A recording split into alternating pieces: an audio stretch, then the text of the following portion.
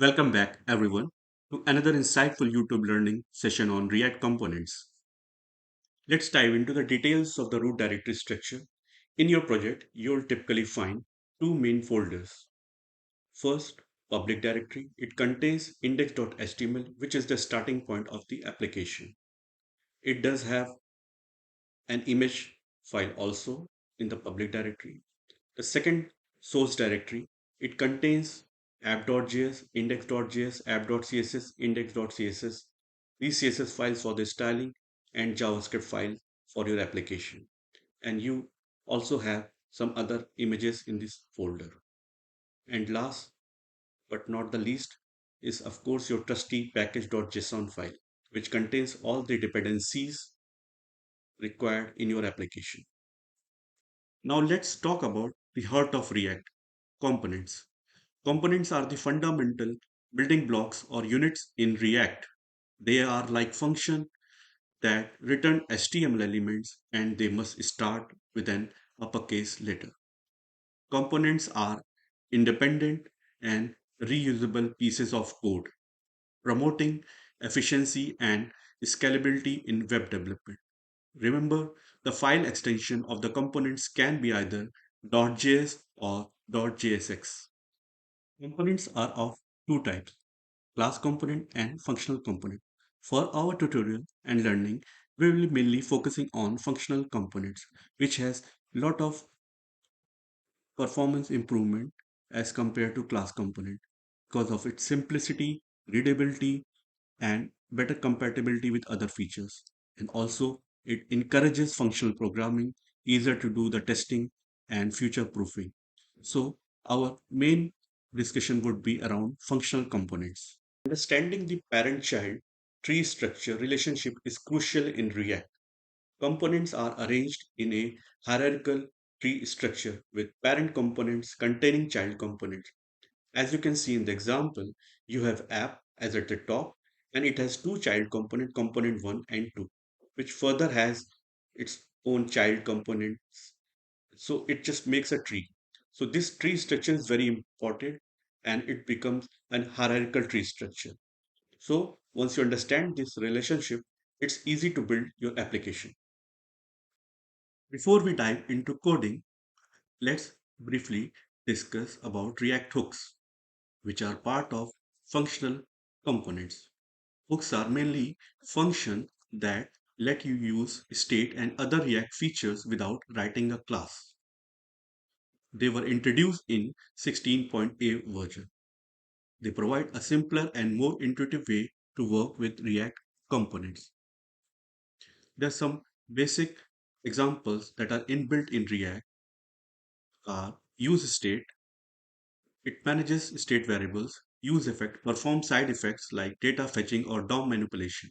Use context access React context without nesting. Use reducer alternative to use state for more complex state logic. Apart from these inbuilt React hooks, you can also have your own customized hooks. It follows a naming convention starting from use, like use something. Now, let's get our hands dirty with some live coding example. We'll start by creating a simple example to demonstrate how to use React components to increment and decrement a counter. So to start with the coding, first you go to app.js, which is the main application point, and need to do some cleanup of the code. It has certain logos information, header information. So we just need to do the basic cleanup as you can see in the demo. So we will clear that one and we'll put a comment. Welcome to the demo of React component. Once the cleanups are done, so we will create a JavaScript file in the source folder with the name increment decrement.js, which will have three main parts. First is the import section, which will import the functions required from the React component. So we will use the use state hook from React. Second part is writing your function. So you have to write a normal JavaScript function to perform the action. And third section has export default, increment, decrement, component name. Why export default?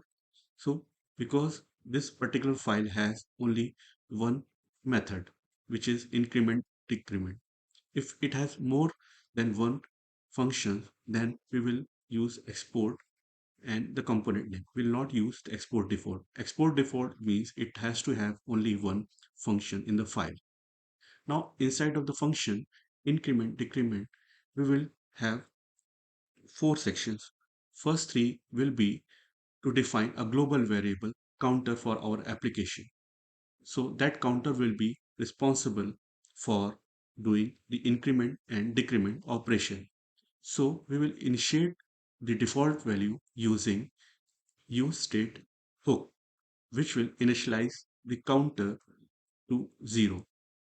UseState it inbuilt function return with a default value and it just return with a two arguments. So we are setting here constant counter set counter. Set counter is a method to update the global variable counter, and useState is setting up a initial value of counter to 0. Once this is defined, then we will write two more functions. Once the useState value is defined and your global variable counter is created, now we'll create two functions to perform the actions which are increment and decrement.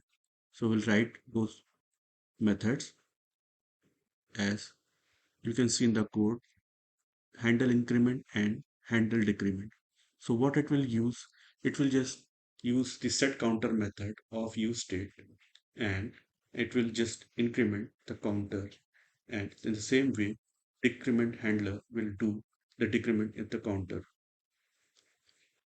Once we are ready with the both method to handle increment and decrement, now the fourth block of the function or component is to return the HTML piece of code, because each component has to return one HTML code which is called JSX. So JSX is writing HTML code inside JavaScript. This is a feature of React. Now, as you can see, we are returning a normal HTML piece of code with two buttons, one for increment and one for decrement. And we are binding those with the on-click event with our methods. For increment, we have added the handle increment, and for decrement, we have added the handle decrement handler with the on-click method. Now the JavaScript component is ready to use in our application as it is returning an HTML code. It has internally used the logic to handle the counter, increment, and decrement. So our piece of code is ready to use in our application. Once our functional component is ready, then simply we have to go back to app.js file and add this component as an HTML element inside the piece of code. As you can see, we have added increment decrement component name in our app.js code, and this is it. Now our entire code is ready to run and showcase the action on the increment of the counter. Let's roll up the video to showcase the functional component created to perform increment and decrement counter actions.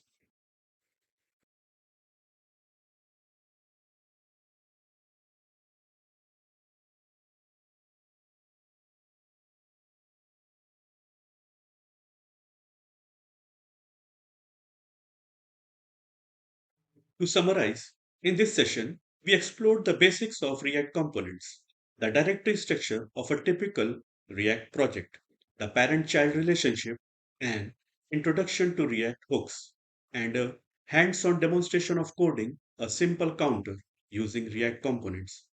We hope you found this session informative and useful for your React journey. Stay tuned for more exciting content, and don't forget to like, share, and subscribe for future updates. Until next time, happy coding.